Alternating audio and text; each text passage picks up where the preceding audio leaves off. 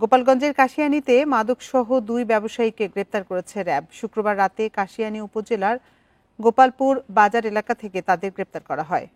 গ্রেপ্তারকৃত মাদক ব্যবসায়ীরা হল নড়াইলের মোহাম্মদ আলামিন সর্দার ও নতুন সর্দার। সকালে মামলা দায়েরের পর গ্রেপ্তারকৃতদের কাশিয়ানী থানায় হস্তান্তর করা হয়। বান্ডেল থাকলে প্রতি সেনমানিতে টাকা বাঁচবে। বিকাশ সেনমানি বান্ডেল কিনে জিতুন প্রতি লেনদেনে।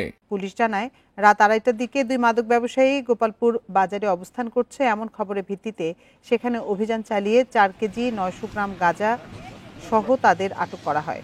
সকালে গ্রেপ্তারকৃতদের বিরুদ্ধে মামলা দায়ের করে কাশিয়ানী থানায় হস্তান্তর করা হয়। দুপুরে গ্রেপ্তারকৃতদের আদালতের মাধ্যমে জেল হাজতে পাঠানো হয়।